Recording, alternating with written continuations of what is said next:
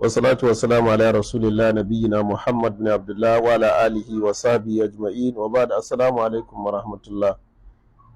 Masu tambaya kan matsala ta bushewa mata kenan, su ce ba ni'ima suna bushewa. Wannan tambayar tana yawa, kuma mun yi bayani abubuwan da suke kawo wannan matsala ta bushewa. Matsalolin suna da yawa. To wannan taimakon da zan bada a gurguje wanda za ki amfani da shi, sunan shi emergency. Ko da akwai bushewar, kuma ko da akwai cututtukan da zan ambata, to wannan haɗin za ki iya amfani da shi, wanda kuma in Allah da zai taimaka miki ya daɗe kina amfani da shi. Amma ba shi yake nuna cewa kuma ba za ki nemi maganin waɗannan matsaloli da zan ambata ba.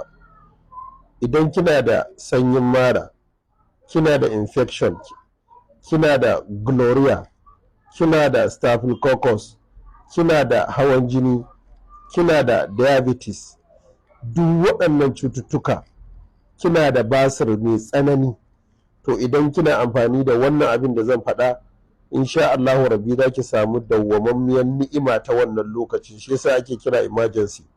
Amma ba shi yake nuna ba za ki nemi maganin waɗancan ba. Wannan abu ne wanda za ki amfani da shi ya taimaka miki a lokacin da kike bukata, sannan kuma zai ƙara miki lafiyar jiki, sannan kuma kazalika zai ƙara miki hasken jiki da kyan jiki. Ga yanar ko ina ana samun shi, duk inda kika je za ki same shi. Abu ne wanda ma'arufi.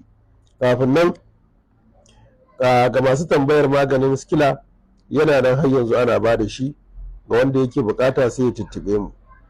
Kuɓewa ce, na sha gaya muku, kuɓewa ɗanya ita za ki samu ƙwara 5 in ƙanana ne, in manya ne ƙwara 4 ko 3 sun isa. Su za ki yayyanka kamar yadda kika ga an yayyanka an zuba a cikin wannan kofin na gabanki da kike kallo, to haka za ki. Yaushe za ki yanka, yaushe za ki jika, yaushe za ki sha. Za ki samu kuɓewarki ɗanya, ki yayyanka ta bayan sallar isha'i.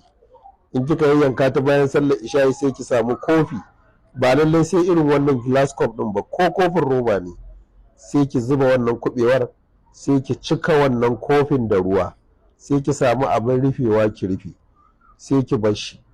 Sai da safe, da daddare bayan sallar isha'i ki jika, sai da safe bayan wato an yi sallar subahi, gari ya waye, kin karya za ki iya sha. Kafin ki karya za ki iya sha. Za ki sha yau, ki sha gobe, ki sha jibi. Aƙalla aka ce ana son aƙalla ki sha kwana 5. Insha Allahu rabbi, in dai matsala ce ta ni'ima, ɗaukewar ni'ima, matsala ta bushewar gaba, za ki mamaki cikin yarda Allah. Sai dai bai da daɗi, ba daɗi. Idan kika yayyanka, kika zuba a cikin kofi, kika rufe, da safe in za ki amfani da shi, sai ki kwashe kuɓewar, ko kuma ki sa rariya ki tace ruwan, shi za ki amfani da shi. Kuɓewar ko ki wani abu da ita, ko ki zubar, laba'as. Wannan ruwan za ki gan shi ya yi kauri, ya yi yauki, to wannan ruwan za ki kafa kai, ki kulla ido, haka nan ki kwankwaɗe shi, domin aikin da kike so ya miki. Allah ya sa a gwada. In kuma kika gwada kika ga yayi, to sanar da kishiyarki, abokiyar zamanki, za ki samu lada. Allah ya bada ikon gwada.